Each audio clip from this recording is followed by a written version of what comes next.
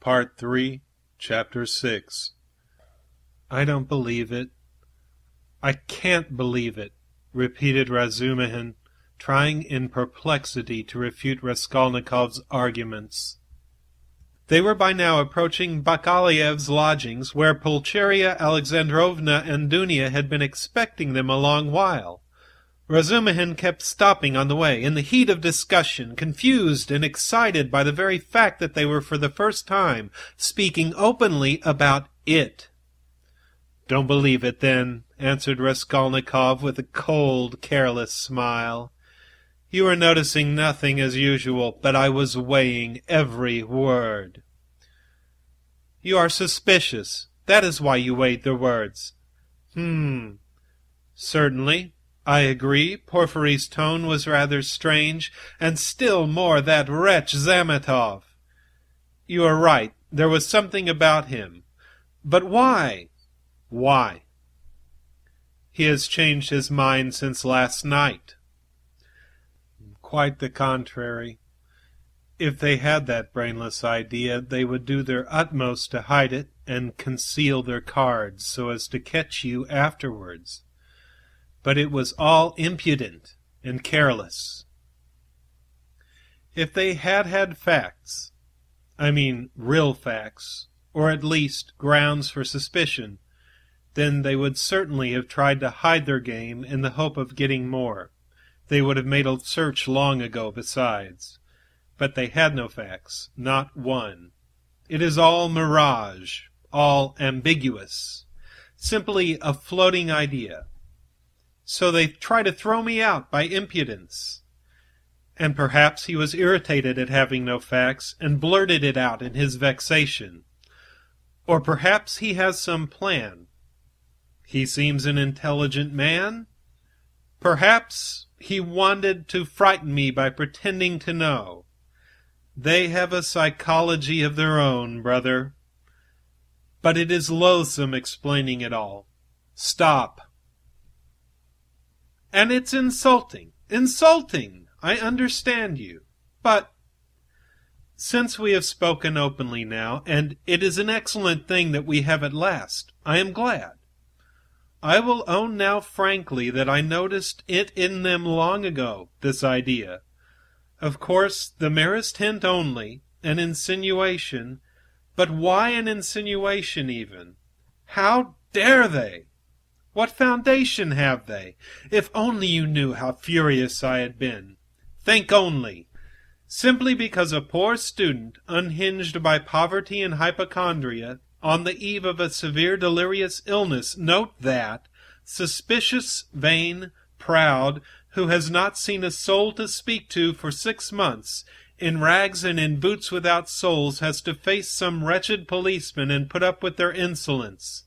And the unexpected debt thrust under his nose, the IOU presented by Chebarov, the new paint, 30 degrees Reaumur and a stifling atmosphere, a crowd of people, the talk about the murder of a person where he has been just before, and all that on an empty stomach. He might well have a fainting fit. And that is what they found it all on. Damn them! I understand how annoying it is, but in your place, Rhode, I would laugh at them, or better still, spit in their ugly faces, and spit 12 times in all directions. I'd hit out in all directions, neatly too, and so I'd put an end to it. Damn them! Don't be downhearted. It's a shame. He really has put it well, though, Raskolnikov thought. Damn them? But the cross-examinations again, tomorrow, he said with bitterness. Must I really enter into explanations with them? I feel vexed as it is, that I condescended to speak to Zametov yesterday in the restaurant. Damn it! I will go myself to Porfiry. I will squeeze it out of him as one of the family. He must let me know the ins and outs of it all. And as for Zametov... At last he sees through him, thought Raskolnikov. Stay! Cried Razumihin, seizing him by the shoulder again. Stay! You were wrong. I have thought it out. You are wrong. How was that a trap? You say that the question about the workmen was a trap, but if you had done that, could you have said you had seen them painting the flat, and the workmen? On the contrary, you would have seen nothing, even if you had seen it. Who would own it against himself? If I had done that thing, I should certainly have said that I had seen the workmen in the flat, Raskolnikov answered, with reluctance and obvious disgust. But why speak against yourself? Because only peasants or the most inexperienced novices deny everything flatly at examinations. If a man is ever so little developed and experienced, he will certainly try to admit all the external facts that can't be avoided, but will seek other explanations of them, will introduce some special unexpected turn that will give them another significance and put them in another light. Porphyry might well reckon that I should be sure to answer so, and say I had seen them to give an air of truth, and then make some explanation. But he would have told you at once that the workmen could not have been there 2 days before, and that therefore you must have been there on the day of the murder at 8 o'clock, and so he would have caught you over a detail.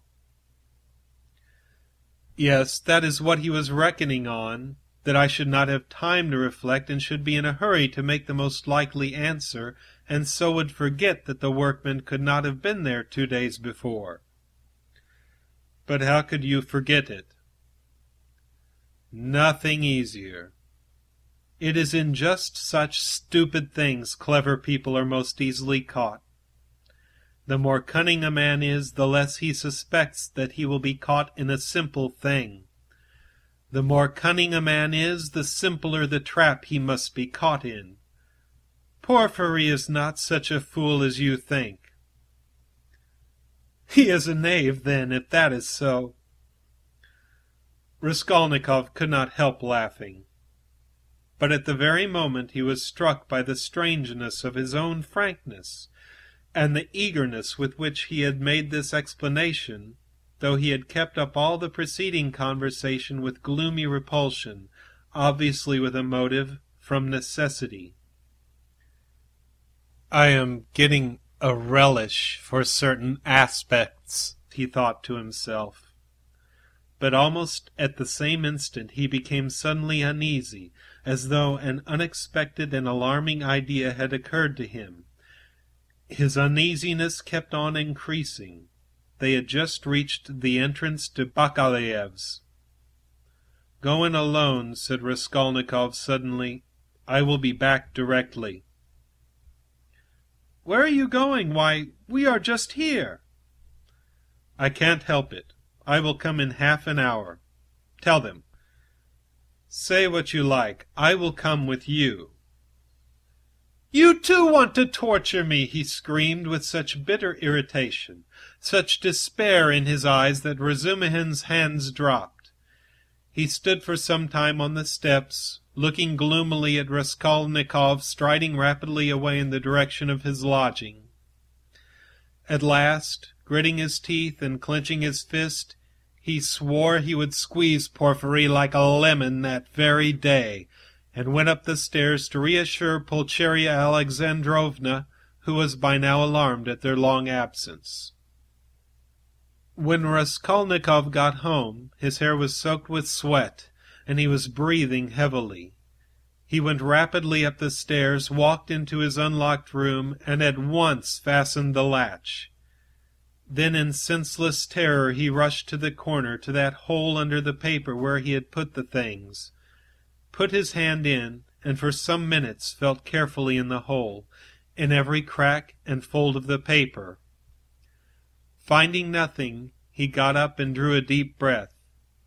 As he was reaching the steps of Bakaliev's, he suddenly fancied that something, a chain, a stud, or even a bit of paper in which they had been wrapped with the old woman's handwriting on it, might somehow have slipped out and been lost in some crack, and then might suddenly turn up as unexpected, conclusive evidence against him. He stood as though lost in thought, and a strange, humiliated, half-senseless smile strayed on his lips. He took his cap at last and went quietly out of the room. His ideas were all tangled. He went dreamily through the gateway. "Here he is himself!" shouted a loud voice. He raised his head. The porter was standing at the door of his little room and was pointing him out to a short man who looked like an artisan, wearing a long coat and a waistcoat, and looking at a distance remarkably like a woman. He stooped, and his head in a greasy cap hung forward. From his wrinkled, flabby face he looked over 50. His little eyes were lost in fat, and they looked out grimly, sternly, and discontentedly. "What is it?" Raskolnikov asked, going up to the porter. The man stole a look at him from under his brows, and he looked at him attentively, deliberately. Then he turned slowly and went out of the gate into the street, without saying a word. "What is it?" cried Raskolnikov. "Why, he there was asking whether a student lived here, mentioned your name and whom you lodged with. I saw you coming and pointed you out, and he went away. It's funny." The porter, too, seemed rather puzzled, but not much so, and after wondering for a moment, he turned and went back to his room. Raskolnikov ran after the stranger, and at once caught sight of him walking along the other side of the street, with the same even, deliberate step, with his eyes fixed on the ground as though in meditation. He soon overtook him, but for some time walked behind him. At last, moving on to a level with him, he looked at his face. The man noticed him at once, looked at him quickly, but dropped his eyes again. And so they walked for a minute side by side without uttering a word. "You were inquiring for me of the porter?" Raskolnikov said at last, but in a curiously quiet voice. The man made no answer. He didn't even look at him. Again they were both silent. "Why do you come and ask for me and say nothing? What's the meaning of it?" Raskolnikov's voice broke, and he seemed unable to articulate the words clearly. The man raised his eyes this time and turned a gloomy, sinister look at Raskolnikov. "Murderer," he said suddenly, in a quiet but clear and distinct voice. Raskolnikov went on walking beside him. His legs felt suddenly weak. A cold shiver ran down his spine, and his heart seemed to stand still for a moment, then suddenly began throbbing as though it were set free. So they walked for about 100 paces, side by side, in silence. The man did not look at him. "What do you mean? Who is a murderer?" muttered Raskolnikov hardly audibly. "You are a murderer," the man answered, still more articulately and emphatically, with a smile of triumphant hatred, and again he looked straight into Raskolnikov's pale face and stricken eyes. They had just reached the crossroads. The man turned to the left without looking behind him. Raskolnikov remained standing, gazing after him. He saw him turn round 50 paces away and looked back at him still standing there. Raskolnikov could not see clearly, but he fancied that he was again smiling the same smile of cold hatred and triumph. With slow, faltering steps, with shaking knees, Raskolnikov made his way back to his little garret, feeling chilled all over. He took off his cap and put it on the table, and for 10 minutes he stood without moving. Then he sank exhausted on the sofa, and with a weak moan of pain he stretched himself on it. So he lay for half an hour. He thought of nothing. Some thoughts or fragments of thoughts, some images without order or coherence floated before his mind. Faces of people he had seen in his childhood or met somewhere once, whom he would never have recalled. The belfry of the church at V, the billiard table in a restaurant, and some officers playing billiards. The smell of cigars in some underground tobacco shop, a tavern room, a back staircase quite dark, all sloppy with dirty water and strewn with eggshells, and the Sunday bells floating in from somewhere. The images followed one another, whirling like a hurricane.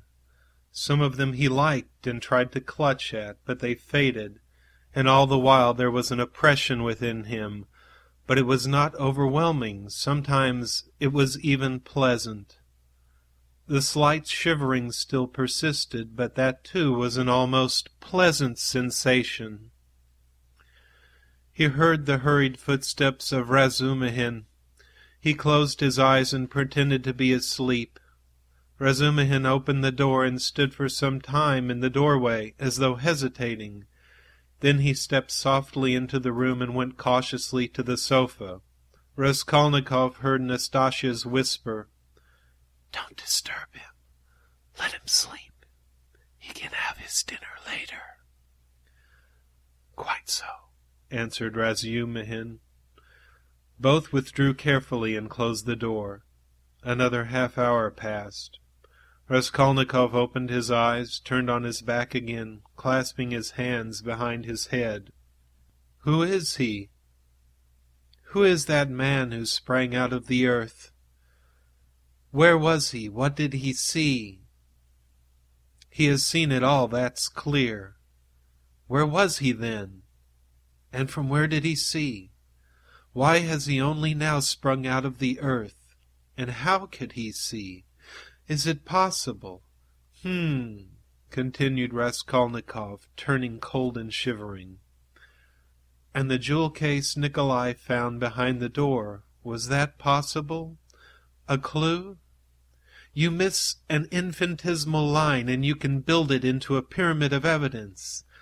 A fly flew by and saw it. Is it possible? He felt with sudden loathing how weak, how physically weak he had become. I ought to have known it, he thought with a bitter smile. And how dared I, knowing myself, knowing how I should be, take up an axe and shed blood? I ought to have known beforehand.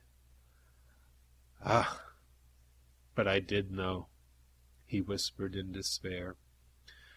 At times he came to a standstill at some thought. No, those men are not made so. The real master to whom all is permitted storms Toulon, makes a massacre in Paris, forgets an army in Egypt, wastes 500,000 men in the Moscow expedition, and gets off with a jest at Vilna. And altars are set up to him after his death, and so all is permitted. No, such people, it seems, are not of flesh, but of bronze. One sudden, irrelevant idea almost made him laugh. Napoleon, the pyramids, Waterloo, and a wretched, skinny old woman, a pawnbroker with a red trunk under her bed. It's a nice hash for Porfiry Petrovitch to digest. How can they digest it? It's too inartistic. A Napoleon creep under an old woman's bed? Ugh! How loathsome! At moments he felt he was raving. He sank into a state of feverish excitement. The old woman is of no consequence, he thought, hotly and incoherently. The old woman was a mistake, perhaps, but she is not what matters. The old woman was only an illness. I was in a hurry to overstep. I didn't kill a human being, but a principle. I killed the principle, but I didn't overstep. I stopped on this side. I was only capable of killing. and it seems I wasn't even capable of that. Principle? Why was that fool Ransomr abusing the socialists? They are industrious, commercial people. The happiness of all is their case. No, life is only given to me once, and I shall never have it again. I don't want to wait for the happiness of all. I want to live myself, or else better not live at all. I simply couldn't pass by my mother starving, keeping my ruble in my pocket while I waited for the happiness of all. I am putting my little brick into the happiness of all, and so my heart is at peace. Ha ha! Why have you let me slip? I only live once. I too want... I am an aesthetic louse and nothing more, he added suddenly, laughing like a madman.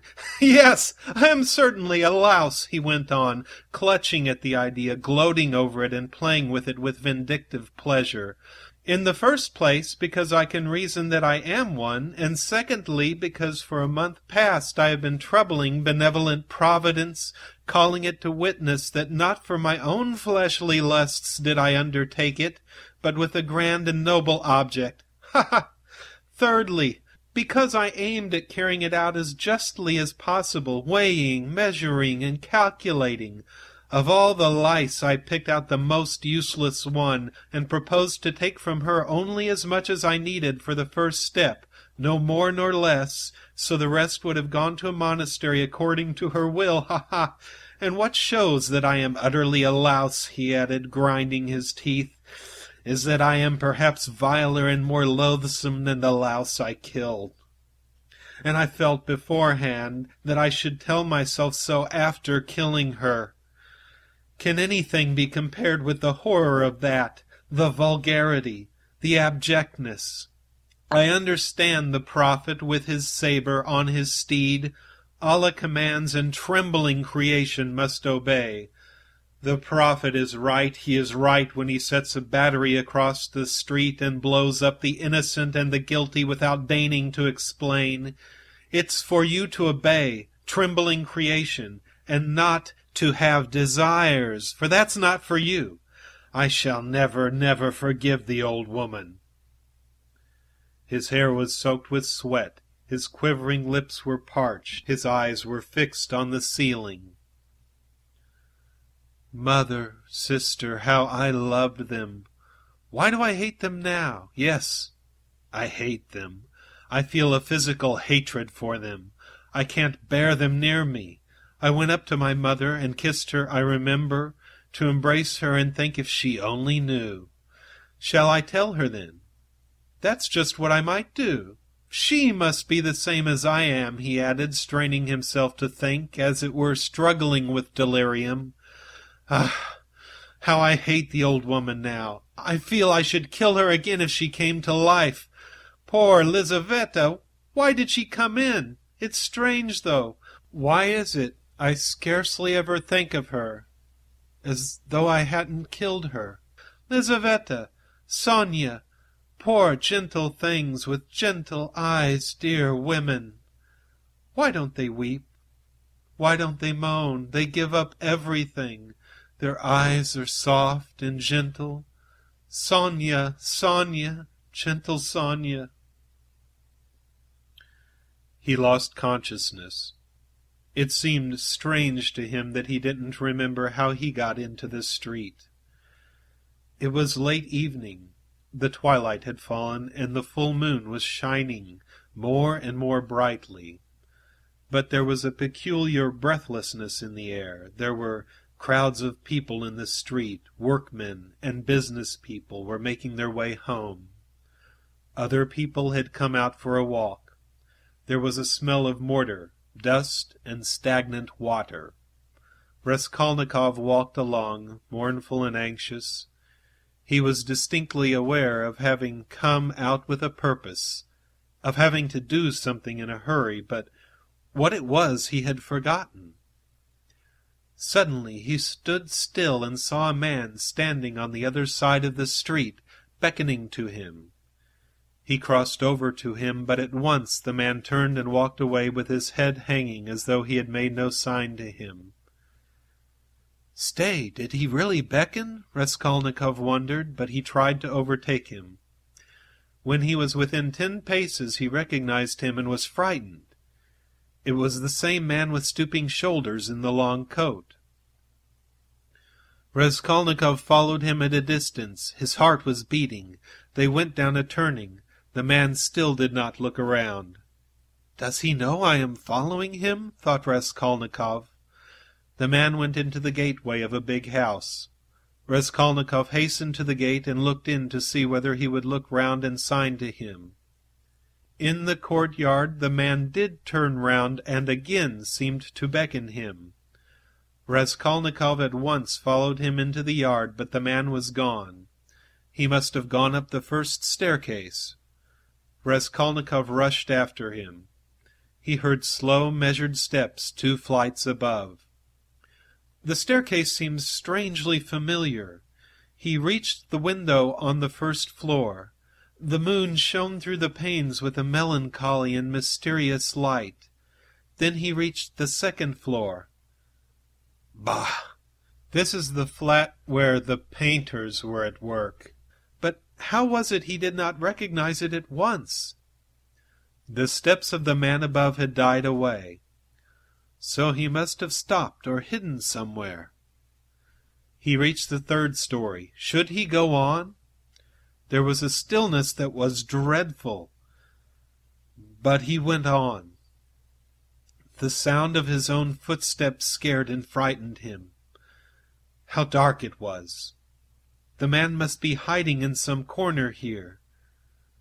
Ah, the flat was standing wide open. He hesitated and went in. It was very dark and empty in the passage, as though everything had been removed. He crept on tiptoe into the parlor, which was flooded with moonlight. Everything there was as before.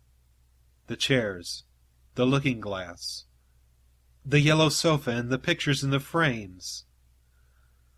A huge, round, copper-red moon looked in at the windows. It's the moon that makes it so still, weaving some mystery, thought Raskolnikov. He stood and waited a long while. And the more silent the moonlight, the more violently his heart beat, till it was painful. And still the same hush. Suddenly he heard a momentary sharp crack like a snapping of a splinter. And all was still again. A fly flew up suddenly and struck the window-pane with a plaintive buzz.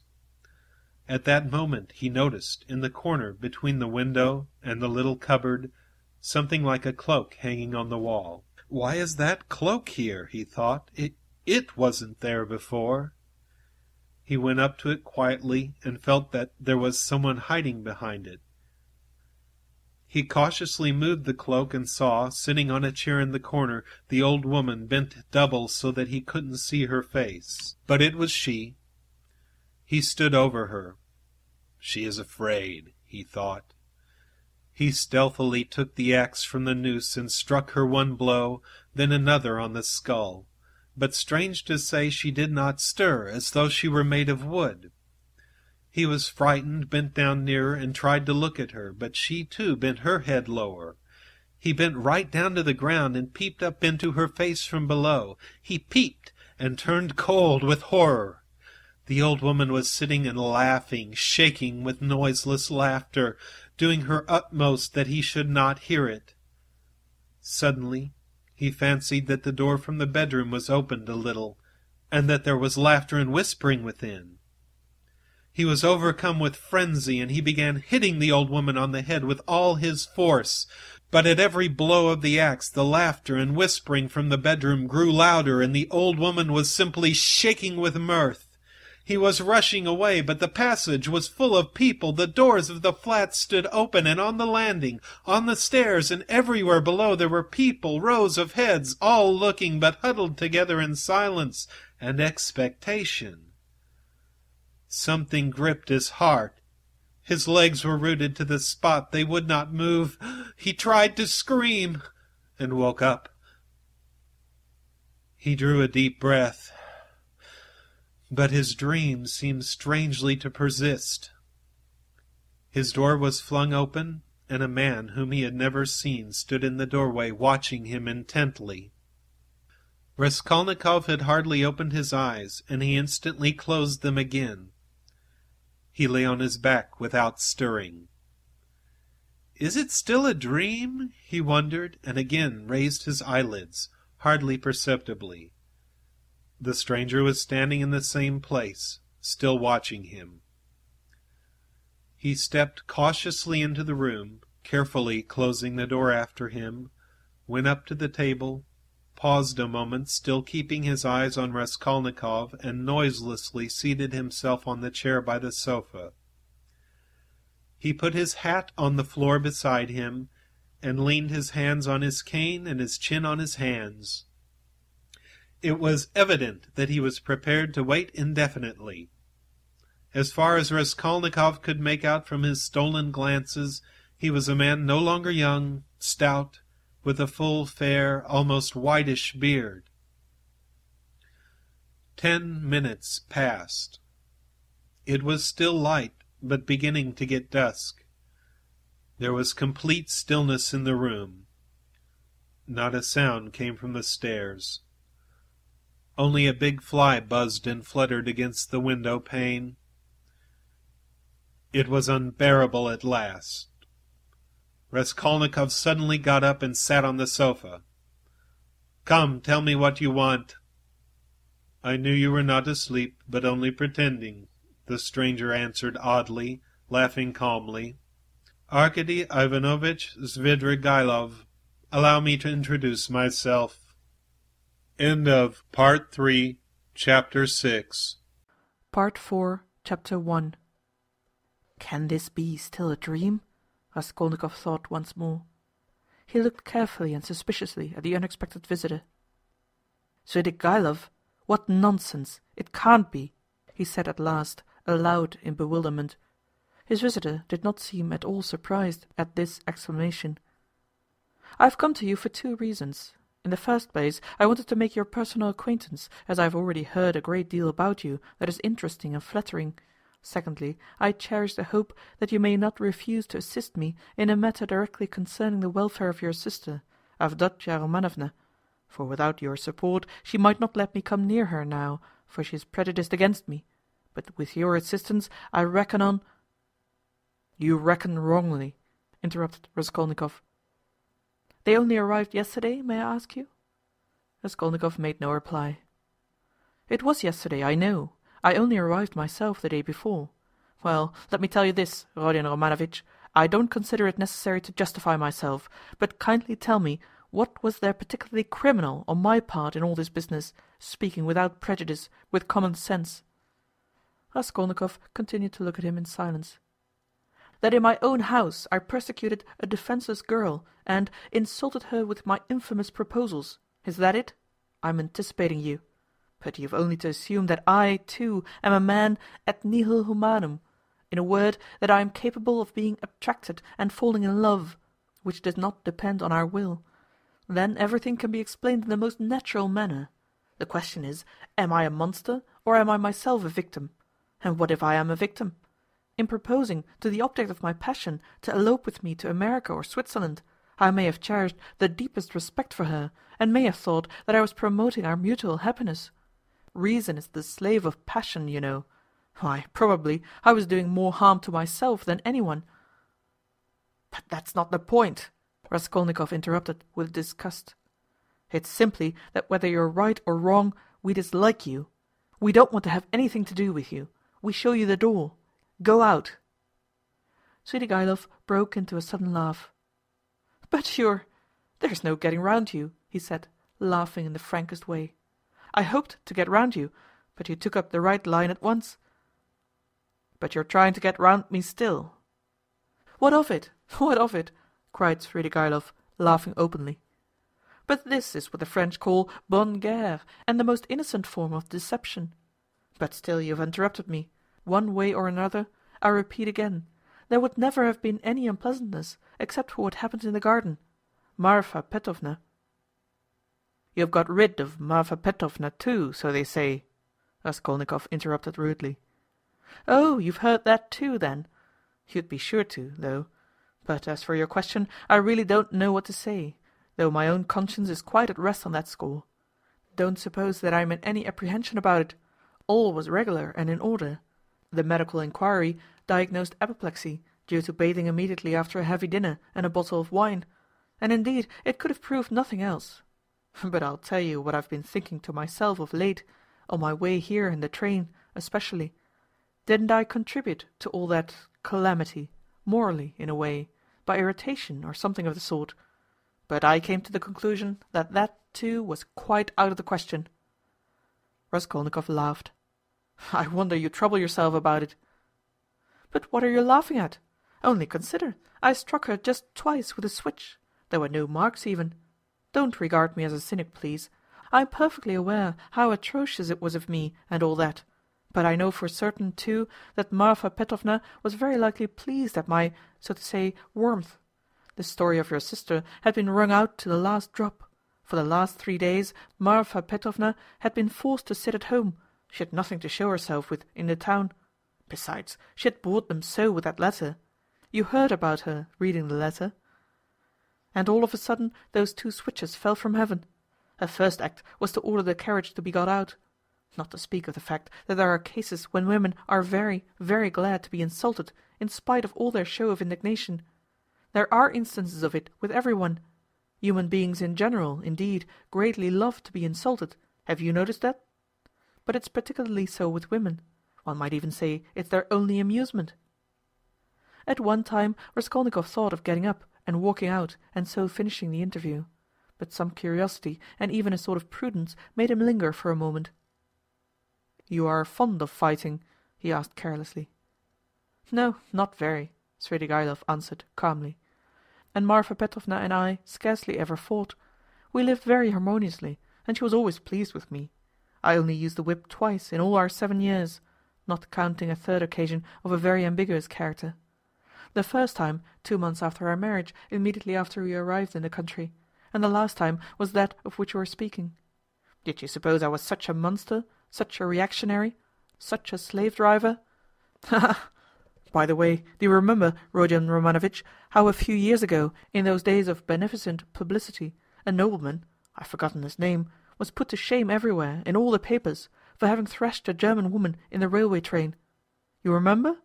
It was in those days, that very year, I believe, that disgraceful action of the age took place. You know, the Egyptian Nights, that public reading, you remember? The dark eyes, you know. Ah, the golden days of our youth, where are they? Well, as for the gentleman who thrashed the German, I feel no sympathy with him, because after all, what need is there for sympathy? But I must say that there are sometimes such provoking Germans that I don't believe there is a progressive who could quite answer for himself. No one looked at the subject from that point of view then, but that's the truly humane point of view, I assure you." After saying this, Svidrigaïlov broke into a sudden laugh again. Raskolnikov saw clearly that this was a man with a firm purpose in his mind and able to keep it to himself. "I expect you've not talked to anyone for some days?" he asked. "Scarcely anyone. I suppose you're wondering at my being such an adaptable man." "No, I'm only wondering at your being too adaptable a man." "Because I'm not offended at the rudeness of your questions? Is that it? But why take offence? As you asked, so I answered," he replied, with a surprising expression of simplicity. "You know, there's hardly anything I take interest in," he went on, as it were dreamily. "Especially now. I've nothing to do. You are quite at liberty to imagine, though, that I am making up to you with a motive, particularly as I told you I want to see your sister about something. But I'll confess frankly, I am very much bored, the last 3 days especially, so I am delighted to see you. Don't be angry, Rodion Romanovitch, but you seem to be, somehow, awfully strange yourself. Say what you like, there's something wrong with you, and now too. Not this very minute, I mean, but now generally. Well, well, I won't, don't scowl. I'm not such a bear, you know, as you think." Raskolnikov looked gloomily at him. "You're not a bear perhaps at all," he said. "I fancy indeed that you are a man of very good breeding, or at least know how on occasion to behave like one." I am not particularly interested in anyone's opinion, Svidrigaïlov answered, dryly and even with a shade of haughtiness. And therefore, why not be vulgar at times when vulgarity is such a convenient cloak for our climate? And especially if one has a natural propensity that way, he added, laughing again. But I've heard you have many friends here. You are, as they say, not without connections. What can you want with me, then, unless you've some special object? That's true that I have friends here, Svidrigaïlov admitted, not replying to the chief point. I've met some already. I've been lounging about for the last 3 days, and I've seen them, or they've seen me. That's a matter of course. I am well dressed and reckoned not a poor man. The emancipation of the serfs hasn't affected me. My property consists chiefly of forests and water meadows. The revenue has not fallen off, but I'm not going to see them. I was sick of them long ago. I've been here 3 days and have called on no one. What a town it is! How has it come into existence among us, tell me that? A town of officials and students of all sorts. Yes, there's a great deal I didn't notice when I was here 8 years ago, kicking up my heels. My only hope now is in anatomy, by Jove it is. Anatomy? But as for these clubs, Dussault's parades, or progress, indeed, maybe, well, all that can go on without me, he went on, again without noticing the question. Besides, who wants to be a card sharper? Why, have you been a card sharper then? How could I help being? There was a regular set of us, men of the best society, 8 years ago. We had a fine time, and all men of breeding, you know, poets, men of property. And indeed, as a rule, in our Russian society, the best manners are found among those who've been thrashed. Have you noticed that? I've deteriorated in the country, but I did get into prison for debt, through a low Greek who came from Nezhin. Then Marfa Petrovna turned up. She bargained with him and bought me off for 30,000 silver pieces. I owed 70,000. We were united in lawful wedlock, and she bore me off into the country like a treasure. You know, she was 5 years older than I. She was very fond of me. For 7 years I never left the country. And, take note, that all my life she held a document over me, the IOU for 30,000 roubles, so if I were to elect to be restive about anything, I should be trapped at once. And she would have done it. Women find nothing incompatible in that. If it hadn't been for that, would you have given her the slip? I don't know what to say. It was scarcely the document restrained me. I didn't want to go anywhere else. Marfa Petrovna herself invited me to go abroad, seeing I was bored, but I've been abroad before, and always felt sick there. For no reason but the sunrise, the Bay of Naples, the sea. You look at them, and it makes you sad. What's most revolting is that one is really sad. No, it's better at home. Here, at least, one blames others for everything and excuses oneself. I should have gone, perhaps, on an expedition to the North Pole, because j'ai le vin mauvais and hate drinking, and there's nothing left but wine. I have tried it. But, I say, I've been told Berg is going up in a great balloon next Sunday from the Yusupov garden, and will take up passengers at a fee. Is it true? Why, would you go up? No, oh no, muttered Svidrigaïlov, really seeming to be deep in thought. What does he mean? Is he in earnest? Raskolnikov wondered. No, the document didn't restrain me, Svidrigaïlov went on, meditatively. It was my own doing, not leaving the country, and nearly a year ago Marfa Petrovna gave me back the document on my name-day and made me a present of a considerable sum of money too. She had a fortune, you know. You see how I trust you, Arkady Ivanovitch? That was actually her expression. You don't believe she used it? But do you know, I managed the estate quite decently. They know me in the neighborhood. I ordered books too. Marfa Petrovna at first approved, but afterwards she was afraid of my overstudying. You seem to be missing Marfa Petrovna very much. Missing her? Perhaps. Really, perhaps I am. And, by the way, do you believe in ghosts? What ghosts? Why, ordinary ghosts. Do you believe in them? Perhaps not, pour vous plaire. I wouldn't say no exactly. Do you see them, then? Svidrigaïlov looked at him rather oddly. Marfa Petrovna is pleased to visit me, he said, twisting his mouth into a strange smile. How do you mean, she is pleased to visit you? She has been 3 times. I saw her first on the very day of the funeral, an hour after she was buried. It was the day before I left to come here. The second time was the day before yesterday, at daybreak, on the journey, at the station of Malaya Vishra, and the third time was 2 hours ago, in the room where I am staying. I was alone. Were you awake? Quite awake. I was wide awake every time. She comes, speaks to me for a minute, and goes out at the door. Always at the door. I can almost hear her. What made me think that something of the sort must be happening to you? Raskolnikov said suddenly. At the same moment he was surprised at having said it. He was much excited. What? Did you think so? Svidrigaïlov asked in astonishment. Did you really? Didn't I say that there was something in common between us, eh? You never said so, Raskolnikov cried sharply and with heat. Didn't I? No. I thought I did. When I came in and saw you lying with your eyes shut, pretending, I said to myself at once, here's the man. What do you mean by the man? What are you talking about?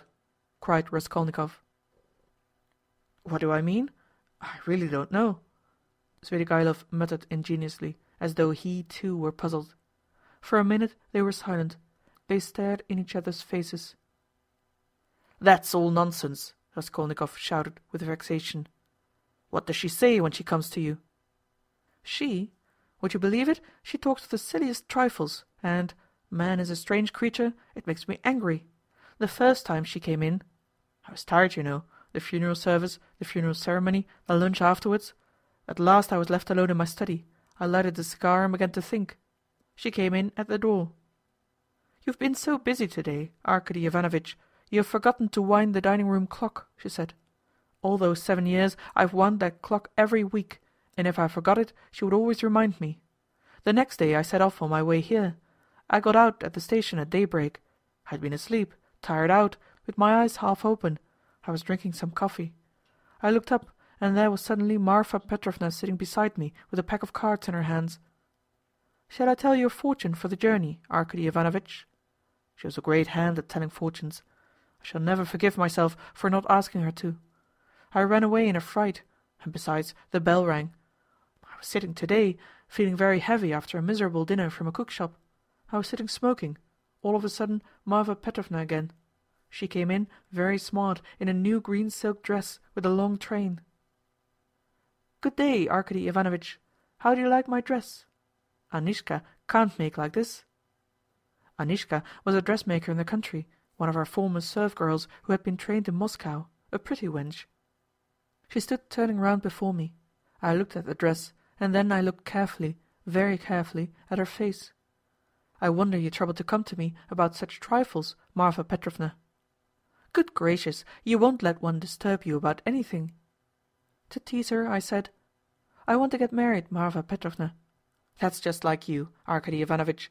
It does you very little credit to come looking for a bride when you've hardly buried your wife.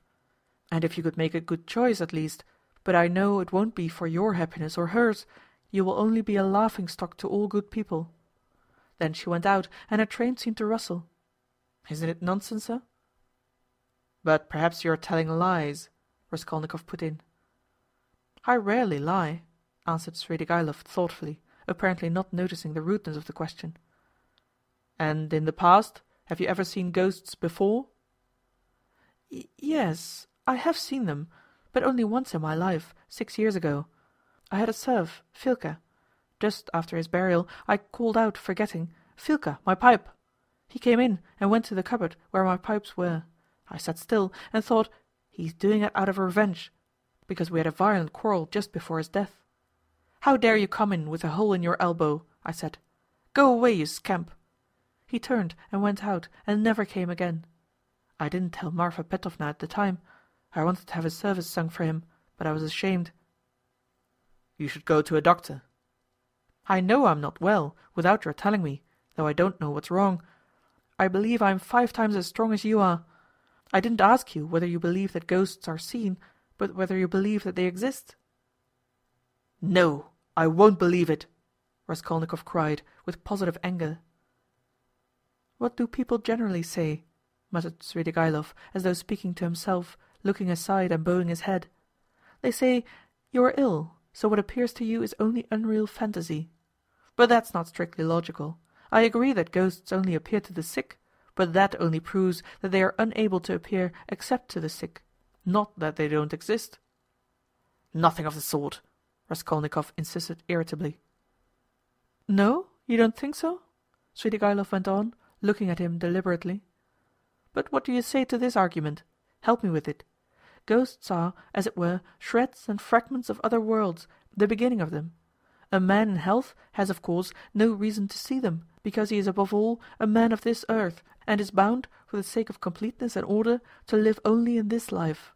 But as soon as one is ill, as soon as the normal earthly order of the organism is broken, one begins to realize the possibility of another world, and the more seriously ill one is, the closer becomes one's contact with that other world, so that as soon as the man dies, he steps straight into that world. I thought of that long ago. If you believe in a future life, you could believe in that too." "I don't believe in a future life," said Raskolnikov. Svidrigaïlov sat lost in thought. "And what if there are only spiders there, or something of that sort?" he said suddenly. "He's a madman," thought Raskolnikov. "We always imagine eternity as something beyond our conception, something vast, vast. But why must it be vast? Instead of all that, what if it's one little room, like a bath-house in the country, black and grimy, and spiders in every corner, and that's all eternity is? I sometimes fancy it like that." "Can it be you can imagine nothing juster and more comforting than that?" Raskolnikov cried, with a feeling of anguish. "Juster? And how can we tell? Perhaps that is just. And do you know, it's what I would certainly have made it," answered Svidrigaïlov, with a vague smile. This horrible answer sent a cold chill through Raskolnikov. Svidrigaïlov raised his head, looked at him, and suddenly began laughing. "Only think," he cried. "Half an hour ago we had never seen each other. We regarded each other as enemies. There is a matter unsettled between us. We've thrown it aside, and away we've gone into the abstract. Wasn't I right in saying that we were birds of a feather?" "Kindly allow me," Raskolnikov went on irritably, "to ask you to explain why you have honored me with your visit. And I'm in a hurry. I've no time to waste. I want to go out." By all means, by all means. Your sister, Avdotya Romanovna, is going to be married to Mr. Luzhin, Pyotr Petrovitch." "Can you refrain from any question about my sister, and from mentioning her name? I can't understand how you dare utter her name in my presence, if you really are Svidrigaïlov." "Why, but I've come here to speak about her. How can I avoid mentioning her?" "Very good, speak, but make haste." "I am sure that you must have formed your own opinion of this Mr. Luzhin, who is a connection of mine through my wife, if you've only seen him for half an hour, or heard any facts about him. He is no match for Avdotya Romanovna. I believe Avdotya Romanovna is sacrificing herself generously and imprudently for the sake of her family. I fancied from all I had heard of you that you would be very glad if the match could be broken off without the sacrifice of worldly advantages. Now I know you personally, I'm convinced of it." "All this is very naive. Excuse me, I should have said imprudent on your part," said Raskolnikov. "You mean to say that I am seeking my own ends? Don't be uneasy, Rhode Romanovitch. If I were working for my own advantage, I would not have spoken out so directly. I'm not quite a fool. I will confess something psychologically curious about that. Just now, defending my love for Avdotya Romanovna, I said I was myself the victim. Well, let me tell you that I have no feeling of love now, not the slightest, so that I wonder myself indeed, for I really did feel something." "Through idleness and depravity," Raskolnikov put in. "I certainly am idle and depraved, but your sister has such qualities that even I could not help being impressed by them. But that's all nonsense, as I see myself now." "Have you seen that long?" "I began to be aware of it before, but was only perfectly sure of it the day before yesterday, almost at the moment I arrived in Petersburg. I still fancied in Moscow, though, that I was coming to try to get Avdotya Romanovna's hand and to cut out Mr. Luzhin." "Excuse me for interrupting you. Kindly be brief, and come to the object of your visit. I am in a hurry. I want to go out." "With the greatest pleasure. On arriving here and determining on a certain journey, I should like to make some necessary preliminary arrangements. I left my children with an aunt. They are well provided for, and they have no need of me personally. And a nice father I should make too. I have taken nothing but what Marfa Petrovna gave me a year ago. That's enough for me. Excuse me, I'm just coming to the point. Before the journey which may come off, I want to settle Mr. Luzhin too. It's not that I detest him so much, but it was through him I quarrelled with Marfa Petrovna when I learned that she had dished up this marriage. I want now to see Avdotya Romanovna through your mediation, and if you like, in your presence, to explain to her that in the first place she will never gain anything but harm from Mr. Luzhin, then, begging her pardon for all past unpleasantness, to make her a present of 10,000 roubles, and so assist the rupture with Mr. Luzhin, a rupture to which I believe she is herself not disinclined, if she could see the way to it. "You are certainly mad!" cried Raskolnikov, not so much angered as astonished. "How dare you talk like that?" "I knew you would scream at me. But, in the first place, though I am not rich, this 10,000 roubles is perfectly free. I have absolutely no need for it. If Avdotya Romanovna does not accept it, I shall waste it in some more foolish way. That's the first thing. Secondly, my conscience is perfectly easy. I make the offer with no ulterior motive. You may not believe it, but in the end Avdotya Romanovna and you will know. The point is that I did actually cause your sister, whom I greatly respect, some trouble and unpleasantness, and so, sincerely regretting it, I want, not to compensate, not to repay her for the unpleasantness, but simply to do something to her advantage, to show that I am not, after all, privileged to do nothing but harm. If there were a millionth fraction of self-interest in my offer, I should not have made it so openly, and I should not have offered her 10,000 only, when 5 weeks ago I offered her more. Besides, I may, perhaps, very soon marry a young lady, and that alone ought to prevent suspicion of any design on Avdotya Romanovna. In conclusion, let me say that in marrying Mr. Luzhin she is taking money just the same, only from another man. Don't be angry, Rodion Romanovitch. Think it over coolly and quietly." Svidrigaïlov himself was exceedingly cool and quiet as he was saying this. "I beg you to say no more," said Raskolnikov. "In any case, this is unpardonable impertinence." "Not in the least. Then a man may do nothing but harm to his neighbor in this world, and is prevented from doing the tiniest bit of good by trivial conventional formalities. That's absurd. If I died, for instance, and left that sum to your sister in my will, surely she wouldn't refuse it." "Very likely she would." "Oh, no, indeed. However, if you refuse it, so be it, though 10,000 roubles is a capital thing to have on occasion. In any case, I beg you to repeat what I've said to Avdotya Romanovna." "No, I won't." "In that case, Rodion Romanovitch, I shall be obliged to try and see her myself, and worry her by doing so." "And if I do tell her, will you not try to see her?" "I don't know really what to say. I should like very much to see her once more." "Don't hope for it." "I'm sorry, but you don't know me. Perhaps we may become better friends." "You think we may become friends?" "And why not?" Svidrigaïlov said, smiling. He stood up and took his hat. "I didn't quite intend to disturb you, and I came here without reckoning on it, though I was very much struck by your face this morning." "Where did you see me this morning?" Raskolnikov asked uneasily. "I saw you by chance. I kept fancying there is something about you like me. But don't be uneasy, I am not intrusive. I used to get on all right with card sharpers, and I never bored Prince Sverby, a great personage who is a distant relation of mine, and I could write about Raphael's Madonna in Madame Prilukov's album, and I never left Marfa Petrovna's side for 7 years, and I used to stay the night at Wiazemsky's house in the Haymarket in the old days, and I may go up in a balloon with Berg, perhaps." "Oh, all right. Are you starting soon on your travels, may I ask?" "What travels?" "Why, on that journey. You spoke of it yourself." "A journey? Oh, yes, I did speak of a journey. Well, that's a wide subject.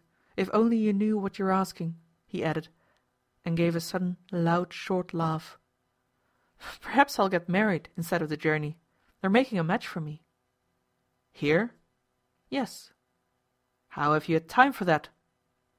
"But I am very anxious to see Avdotya Romanovna once. I earnestly beg it.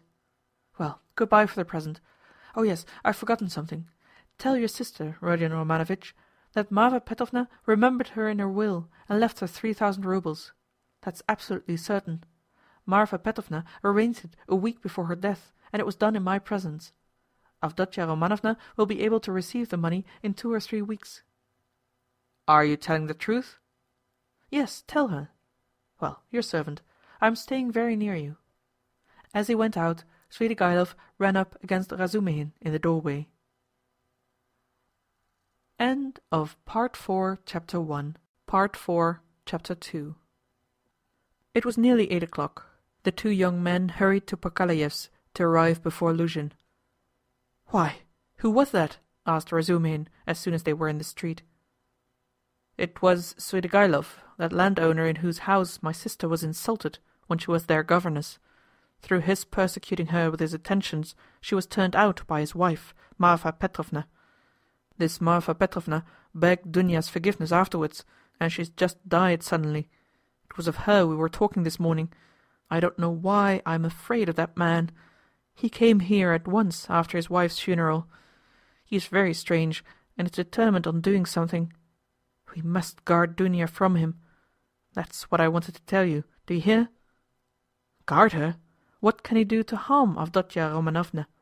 Thank you, Rodya, for speaking to me like that. We will guard her. Where does he live?"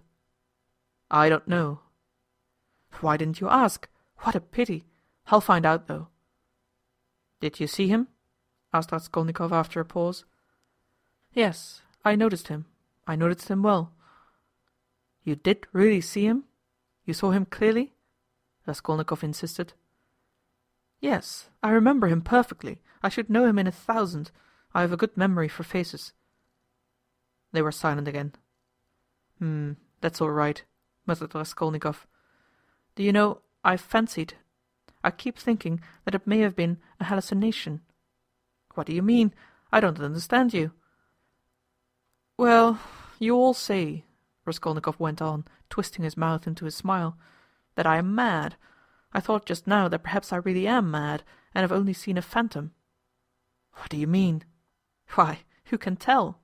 Perhaps I am really mad, and perhaps everything that happened all these days may be only imagination."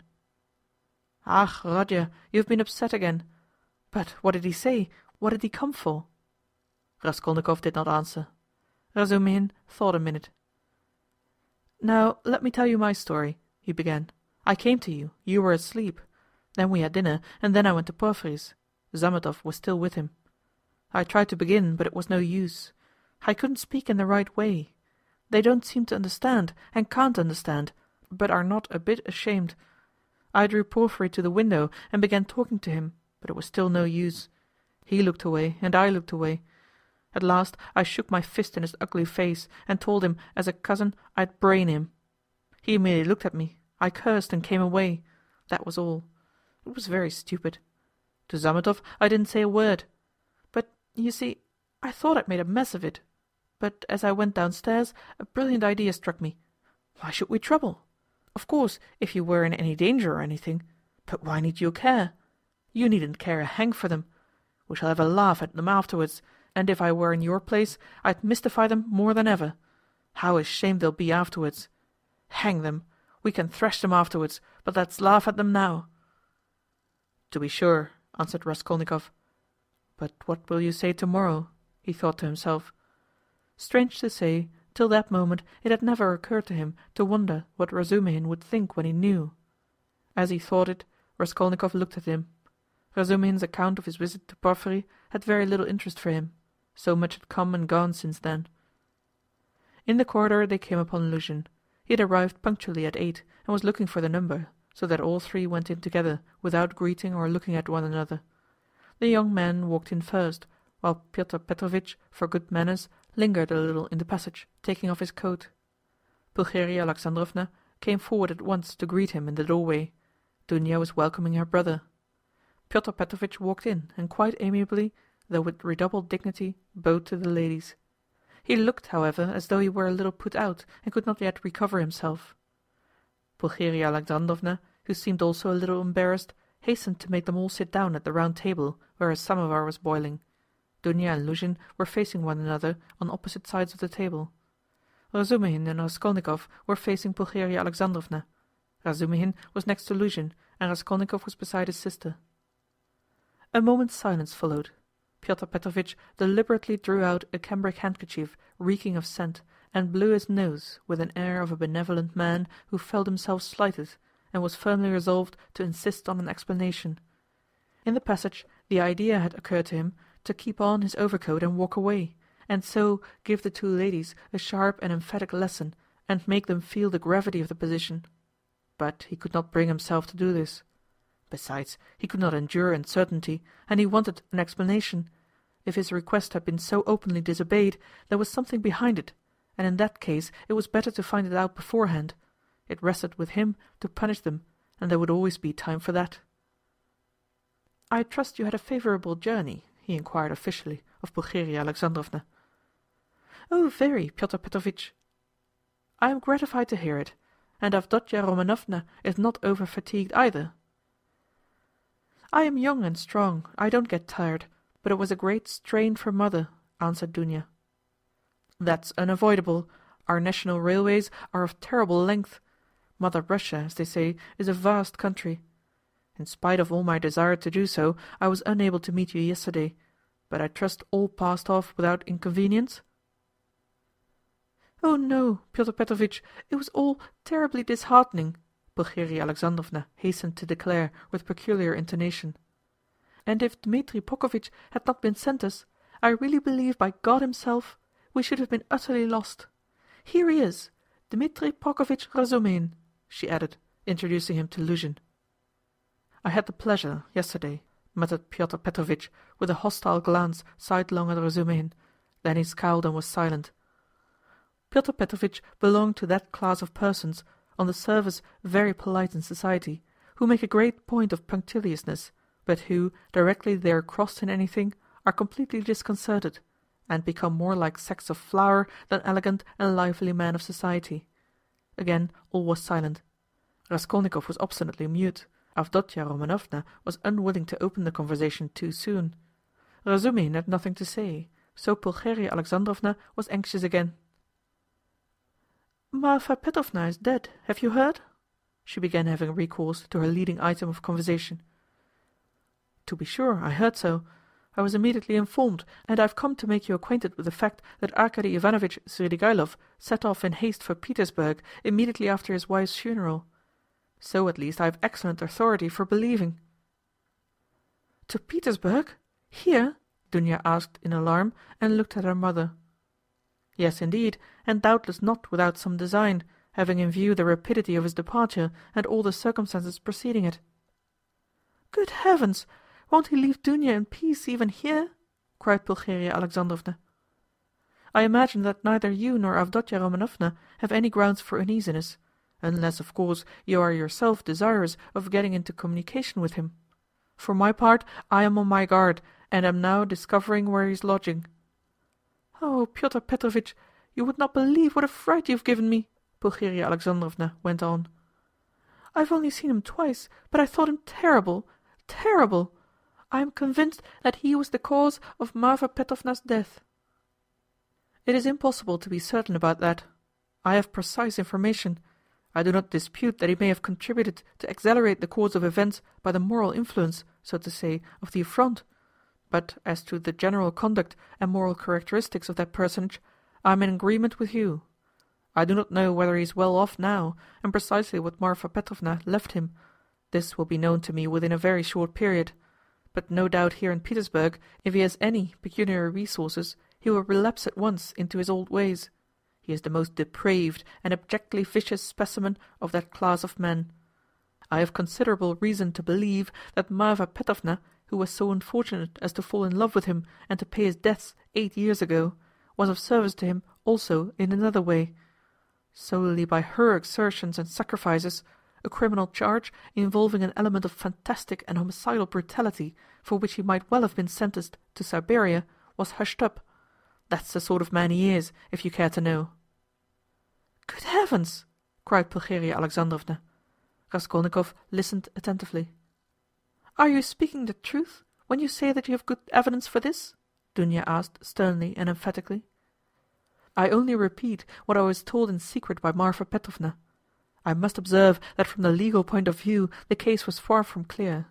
There was, and I believe still is, living here a woman called Reslich, a foreigner, who lent small sums of money at interest and did other commissions, and with this woman Svidrigaïlov had for a long while close and mysterious relations.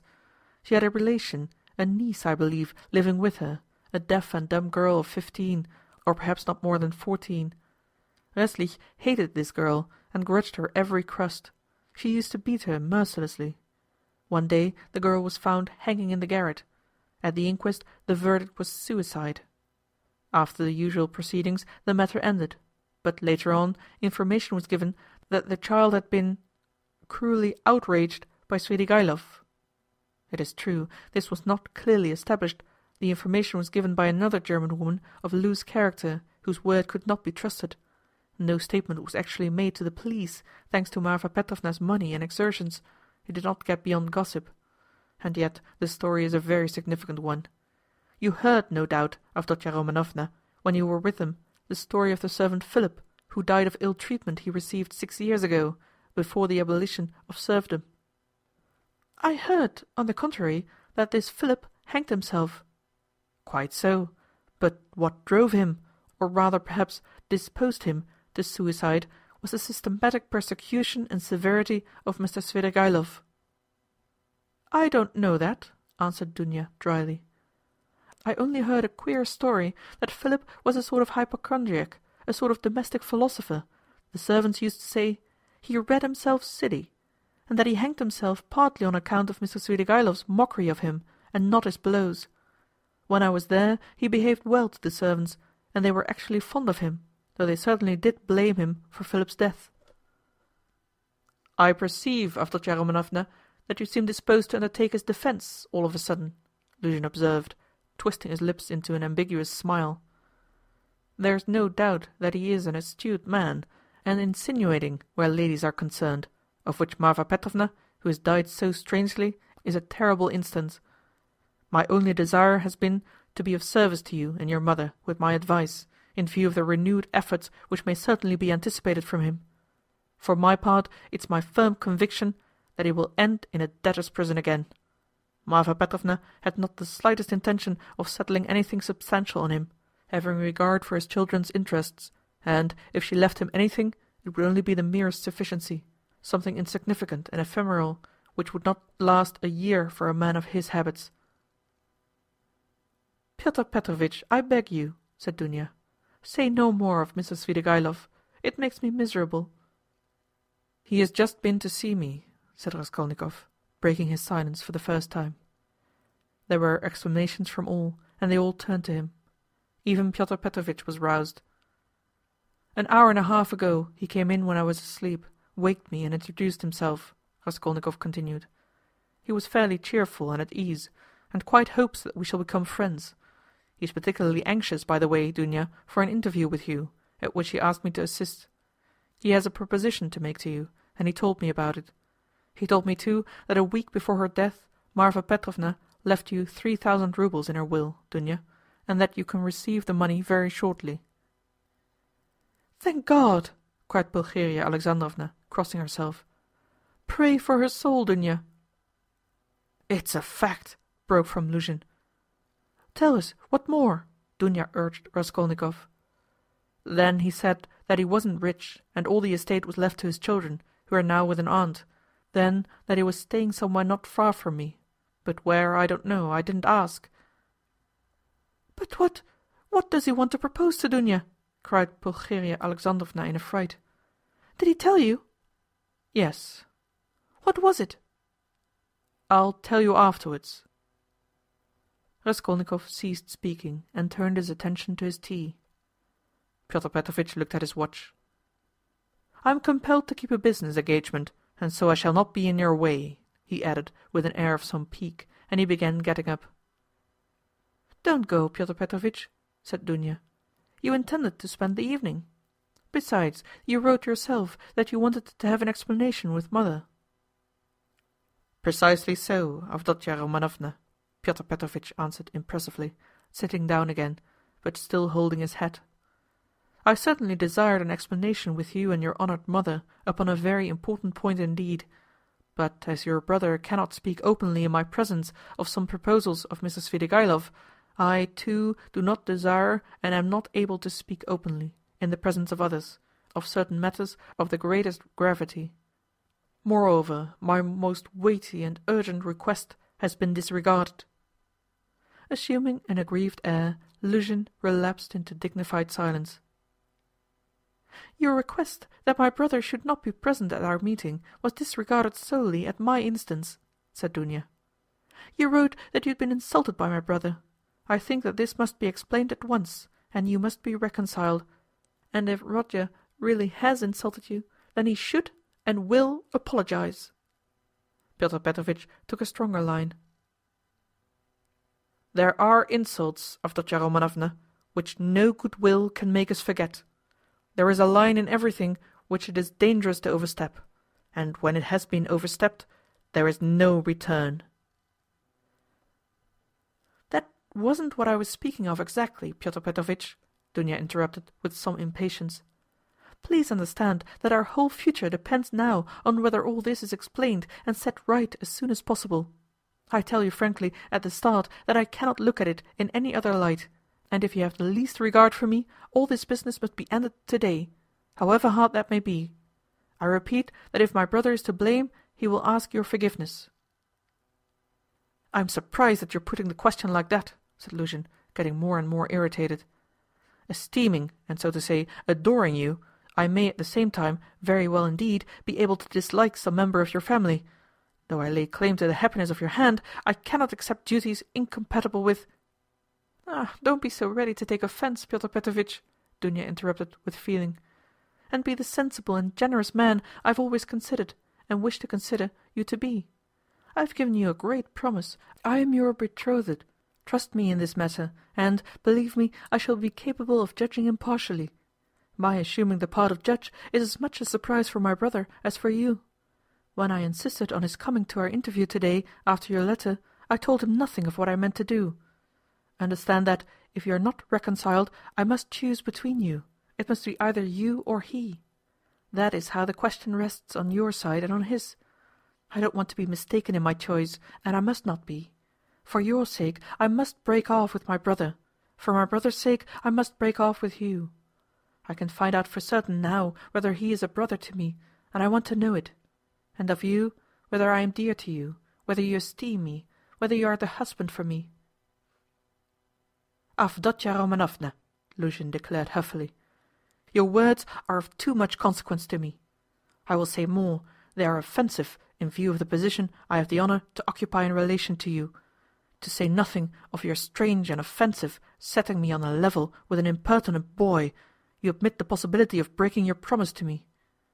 You say you or he, showing thereby of how little consequence I am in your eyes. I cannot let this pass, considering the relationship and the obligations existing between us." "What?" cried Dunya, flushing. "I set your interest beside all that has hitherto been most precious in my life, what has made up the whole of my life, and here you are offended at my making too little account of you." Raskolnikov smiled sarcastically. Razumihin fidgeted, but Pyotr Petrovitch did not accept the reproof. On the contrary, at every word he became more persistent and irritable, as though he relished it. "Love for the future partner of your life, for your husband, ought to outweigh your love for your brother," he pronounced sententiously. "And in any case I cannot be put on the same level. Although I said so emphatically that I would not speak openly in your brother's presence, nevertheless I intend now to ask your honored mother for a necessary explanation on a point of great importance, closely affecting my dignity. Your son," he turned to Pulcheria Alexandrovna, "yesterday, in the presence of Mr. Razhutkin, or I think that's it, excuse me, I've forgotten your surname," he bowed politely to Razumihin, "insulted me by misrepresenting the idea I expressed to you in a private conversation, drinking coffee, that is, that marriage with a poor girl who has had experience of trouble is more advantageous from the conjugal point of view than with one who has lived in luxury, since it is more profitable for the moral character, Your son intentionally exaggerated the significance of my words and made them ridiculous, accusing me of malicious intentions, and, as far as I could see, relied upon your correspondence with him. I shall consider myself happy, Pulcheria Alexandrovna, if it is possible for you to convince me of an opposite conclusion, and thereby considerately reassure me. Kindly let me know in what terms precisely you repeated my words in your letter to Rhode Romanovitch. I don't remember, faltered Pulcheria Alexandrovna. I repeated them as I understood them. I don't know how Rodya repeated them to you. Perhaps he exaggerated. He could not have exaggerated them, except at your instigation. Pyotr Petrovitch, Pulcheria Alexandrovna declared with dignity, the proof that Dunya and I did not take your words in a very bad sense is the fact that we are here. Good, mother, said Dunya approvingly. Then this is my fault again, said Luzhin, aggrieved. Well, Pyotr Petrovitch, you keep blaming Rodion, but you yourself have just written what was false about him, Pulcheria Alexandrovna added, gaining courage. I don't remember writing anything false. You wrote, Raskolnikov said sharply, not turning to Luzhin, that I gave money yesterday not to the widow of the man who was killed, as was the fact, but to his daughter, whom I had never seen till yesterday. You wrote this to make dissension between me and my family, and for that object added coarse expressions about the conduct of a girl whom you don't know. All that is mean slander. Excuse me, sir, said Luzhin, quivering with fury. I enlarged upon your qualities and conduct in my letter solely in response to your sister's and mother's inquiries, how I found you, and what impression you made on me. As for what you've alluded to in my letter, be so good as to point out one word of falsehood. Show, that is, that you didn't throw away your money, and that there are not worthless persons in that family, however unfortunate. To my thinking, you, with all your virtues, are not worth the little finger of that unfortunate girl at whom you throw stones. Would you go so far, then, as to let her associate with your mother and sister? I have done so already, if you care to know. I made her sit down today with mother and Dunya. Rodya! Cried Pulcheria Alexandrovna. Dunya crimsoned. Razumihin knitted his brows. Luzhin smiled with lofty sarcasm. You may see for yourself, Avdotya Romanovna, he said, whether it is possible for us to agree. I hope now that this question is at an end, once and for all. I will withdraw, that I may not hinder the pleasures of family intimacy and the discussion of secrets. He got up from his chair and took his hat. But in withdrawing, I venture to request that for the future I may be spared similar meetings and, so to say, compromises. I appeal particularly to you, honored Pulcheria Alexandrovna, on this subject, the more as my letter was addressed to you and to no one else. Pulcheria Alexandrovna was a little offended. You seem to think we are completely under your authority, Pyotr Petrovitch. Dunya has told you the reason your desire was disregarded. She had the best intentions. And indeed, you write as though you were laying commands upon me. Are we to consider every desire of yours as a command? Let me tell you, on the contrary, that you ought to show particular delicacy and consideration for us now, because we have thrown up everything, and have come here relying on you, and so we are in any case, in a sense, in your hands. That is not quite true, Pulcheria Alexandrovna, especially at the present moment, when the news has come of Marfa Petrovna's legacy, which seems indeed very apropos, judging from the new tone you take to me, he added sarcastically. Judging from that remark, we may certainly presume that you were reckoning on our helplessness, Dunya observed irritably. But now in any case I cannot reckon on it, and I particularly desire not to hinder your discussion of the secret proposals of Arkady Ivanovitch Svidrigaïlov, which he has entrusted to your brother, and which have, I perceive, a great and possibly a very agreeable interest for you. Good heavens! Cried Pulcheria Alexandrovna. Razumihin could not sit still on his chair. Aren't you ashamed now, sister? Asked Raskolnikov. I am ashamed, Rodya, said Dunya. Pyotr Petrovitch, go away! She turned to him, white with anger. Pyotr Petrovitch had apparently not at all expected such a conclusion. He had too much confidence in himself, in his power and in the helplessness of his victims. He could not believe it even now. He turned pale, and his lips quivered. Avdotya Romanovna, if I go out of this door now, after such a dismissal, then, you may reckon on it, I will never come back. Consider what you are doing. My word is not to be shaken." "What insolence!" cried Dunya, springing up from her seat. "I don't want you to come back again." "What? So that's how it stands!" cried Luzhin, utterly unable to the last moment to believe in the rupture, and so completely thrown out of his reckoning now. "So that's how it stands! But do you know, Avdotya Romanovna, that I might protest—" "What right have you to speak to her like that?" Pulcheria Alexandrovna intervened hotly. "And what can you protest about? What rights have you? Am I to give my Dunya to a man like you? Go away! Leave us altogether! We are to blame for having agreed to a wrong action, and I above all." "But you have bound me, Pulcheria Alexandrovna," Luzhin stormed in a frenzy, "by a promise, and now you deny it, and, besides, I have been led on account of that into expenses." This last complaint was so characteristic of Pyotr Petrovitch that Raskolnikov, pale with anger and with the effort of restraining it, could not help breaking into laughter.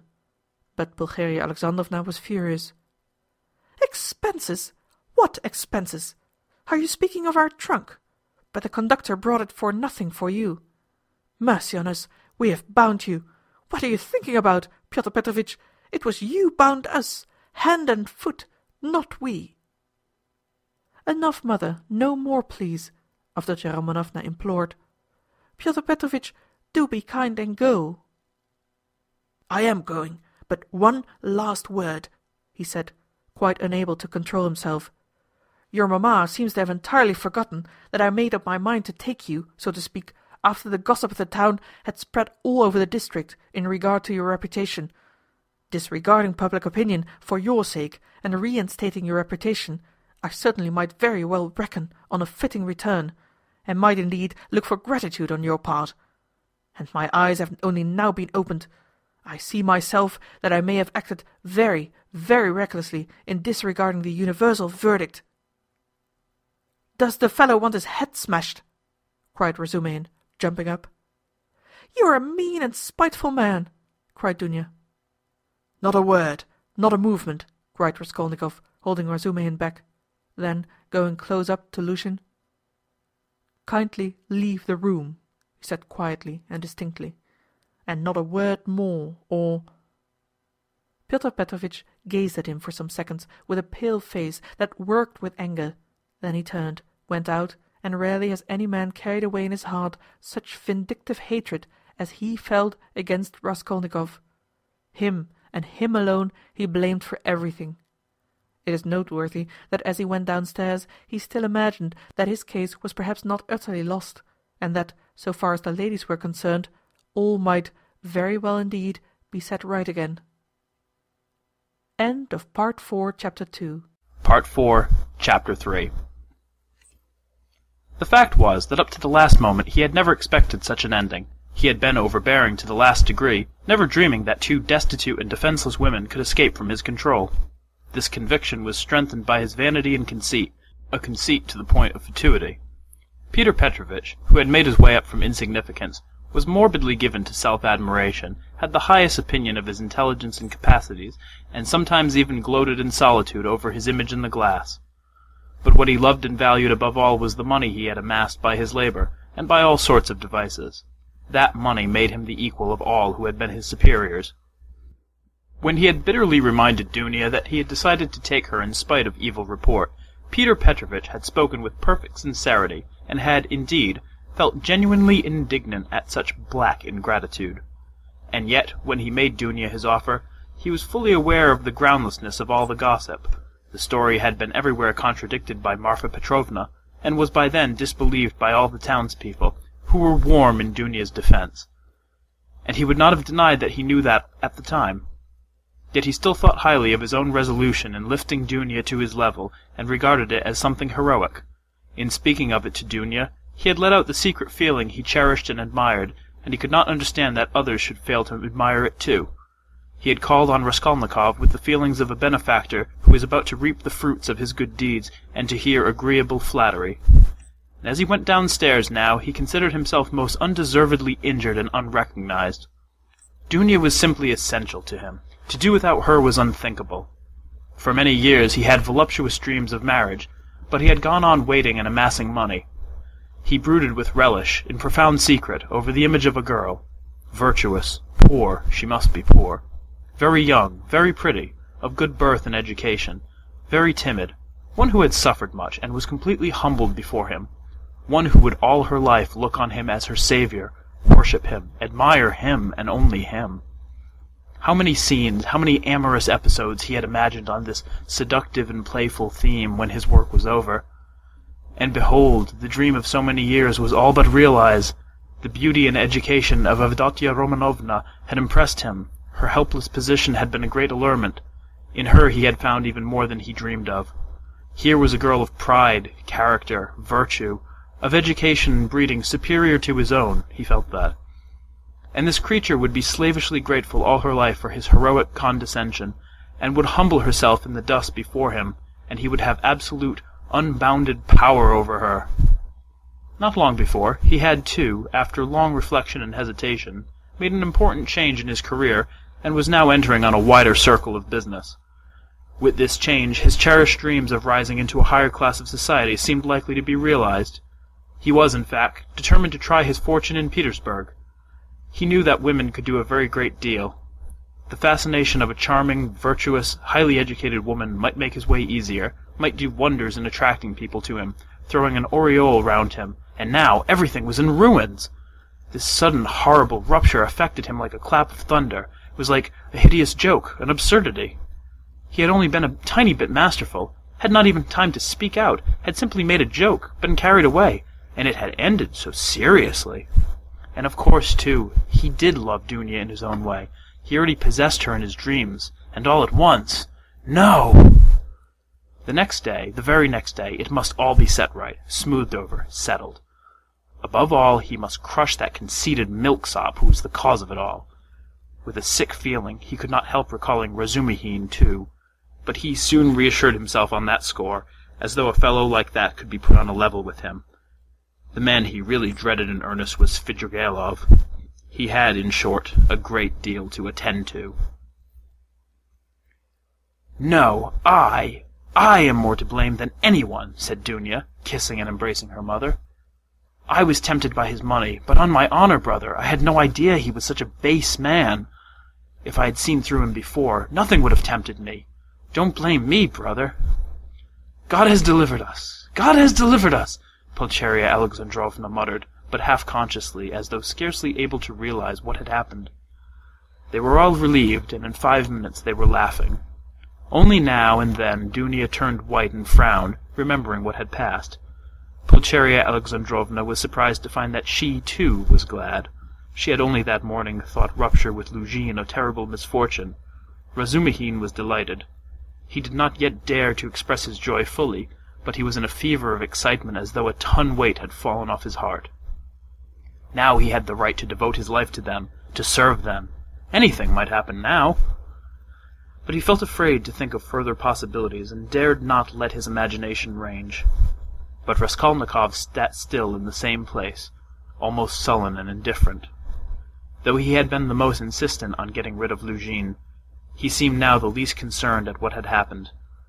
Dunya could not help thinking that he was still angry with her, and Pulcheria Alexandrovna watched him timidly. "What did Svidrigailov say to you?" said Dunya, approaching him. "Yes, yes!" cried Pulcheria Alexandrovna. Raskolnikov raised his head. "He wants to make you a present of 10,000 roubles, and he desires to see you once in my presence." "See her? On no account!" cried Pulcheria Alexandrovna. "And how dare he offer her money?" Then Raskolnikov repeated, rather dryly, his conversation with Svidrigailov, omitting his account of the ghostly visitations of Marfa Petrovna, wishing to avoid all unnecessary talk. "What answer did you give him?" asked Dunya. "At first I said I would not take any message to you. Then he said that he would do his utmost to obtain an interview with you without my help. He assured me that his passion for you was a passing infatuation. Now he has no feeling for you. He doesn't want you to marry Luzhin. His talk was altogether rather muddled. How do you explain him to yourself, Rhode? How did he strike you? I must confess I don't quite understand him. He offers you 10,000, and yet he says he's not well off. He says he is going away, and in 10 minutes he forgets he has said it. Then he says he is going to be married and has already fixed on the girl. No doubt he has a motive, and probably a bad one. But it's odd that he should be so clumsy about it if he had any designs on you. Of course, I refused this money on your account once for all. Altogether, I thought him very strange. One might almost think he was mad. But I may be mistaken. That may only be the part he assumes. The death of Marfa Petrovna seems to have made a great impression on him. God rest her soul, exclaimed Pulcheria Alexandrovna. I shall always, always pray for her. Where should we be now, Dunya, without this 3,000? It's as though it had fallen from heaven. Why, Rodya, this morning we had only 3 rubles in our pocket, and Dunya and I were just planning to pawn her watch, so as to avoid borrowing from that man until he offered help. Dunya seemed strangely impressed by Svidrigaïlov's offer. She still stood meditating. He has got some terrible plan, she said in a half-whisper to herself, almost shuddering. Raskolnikov noticed this disproportionate terror. I fancy I shall have to see him more than once again, he said to Dunya. We will watch him. I will track him out, cried Razumihin vigorously. I won't lose sight of him. Rodya has given me leave. He said to me himself just now, take care of my sister. Will you give me leave too, Avdotya Romanovna? Dunya smiled and held out her hand, but the look of anxiety did not leave her face. Pulcheria Alexandrovna gazed at her timidly, but the 3,000 rubles had obviously a soothing effect on her. A quarter of an hour later they were all engaged in a lively conversation. Even Raskolnikov listened attentively for some time, though he did not talk. Razumihin was the speaker. "And why? Why should you go away?" he flowed on ecstatically. "And what are you to do in a little town? The great thing is, you are all here together and you need one another. You do need one another, believe me. For a time, anyway. Take me into partnership, and I assure you we'll plan a capital enterprise. Listen, I'll explain it all in detail to you, the whole project. It all flashed into my head this morning, before anything had happened. I tell you what, I have an uncle. I must introduce him to you, a most accommodating and respectable old man. This uncle has got a capital of 1,000 rubles, and he lives on his pension and has no need of that money. For the last 2 years he has been bothering me to borrow it from him and pay him 6% interest. I know what that means. He simply wants to help me. Last year I had no need of it, but this year I resolved to borrow it as soon as he arrived. Then you lend me another 1,000 of your 3, and we have enough for a start, so we'll go into partnership. And what are we going to do?" Then Razumihin began to unfold his project, and he explained at length that almost all our publishers and booksellers know nothing at all of what they are selling, and for that reason they are usually bad publishers, and that any decent publications pay as a rule and give a profit, sometimes a considerable one. Razumihin had, indeed, been dreaming of setting up as a publisher. For the last 2 years he had been working in publishers' offices, and knew 3 European languages well, though he had told Raskolnikov 6 days before that he was schwach in German with an object of persuading him to take half his translation and half the payment for it. He had told a lie, then, and Raskolnikov knew he was lying. Why should we let our chance slip when we have one of the chief means of success, money of our own?" cried Razumihin warmly. "Of course, there will be a lot of work, but we will work. You, Avdotya Romanovna, I, Rodion. You get a splendid profit on some books nowadays, and the great point of the business is that we shall know just what wants translating, and we shall be translating, publishing, learning all at once. I can be of use because I have experience. For nearly 2 years I've been scuttling about among the publishers, and now I know every detail of their business. You need not be a saint to make pots, believe me. And why? Why should we let our chance slip? Why, I know, and I kept the secret. 2 or 3 books which one might get 100 rubles simply for thinking of translating and publishing. Indeed, and I would not take 500 for the very idea of one of them. And what do you think? If I were to tell a publisher, I dare say he'd hesitate. They are such blockheads. And as for the business side, printing, paper, selling, you trust to me. I know my way about. We'll begin in a small way and go on to a large. In any case, it will get us our living, and we shall get back our capital." Dunya's eyes shone. "I like what you are saying, Dmitri Prokofyevitch," she said. I know nothing about it, of course, put in Pulcheria Alexandrovna. It may be a good idea, but again, God knows, it's new and untried. Of course, we must remain here at least for a time. She looked at Rhode. What do you think, brother? Said Dunya. I think he's got a very good idea, he answered. Of course, it's too soon to dream of a publishing firm, but we might bring out 5 or 6 books, and be sure of success. I know of one book myself which would be sure to go well, and as for his being able to manage it, there's no doubt about that either. He knows the business. But we can talk it over later. Hurrah! Cried Razumihin. Now stay, there's a flat here in this house, belonging to the same owner. It's a special flat apart, not communicating with these lodgings. It's furnished, rent moderate, 3 rooms. Suppose you take them to begin with. I'll pawn your watch tomorrow and bring you the money, and everything can be arranged then. You can all 3 live together, and Rhode will be with you. But where are you off to, Rhode? What, Rhode? Are you going already? Pulcheria Alexandrovna asked in dismay. At such a minute? Cried Razumihin. Dunya looked at her brother with incredulous wonder. He held his cap in his hand. He was preparing to leave them. One would think you were burying me or saying goodbye forever, he said somewhat oddly. He attempted to smile, but it did not turn out a smile. But who knows, perhaps it is the last time we shall see each other, he let slip accidentally. It was what he was thinking, and it somehow was uttered aloud. What is the matter with you? Cried his mother. Where are you going, Rhode? Asked Dunya rather strangely. Oh, I'm quite obliged to, he answered vaguely, as though hesitating what he would say. But there was a look of sharp determination in his white face. I meant to say, as I was coming here, I meant to tell you, mother, and you, Dunya, that it would be better for us to part for a time. I feel ill, I am not at peace. I will come afterwards, I will come of myself, when it's possible.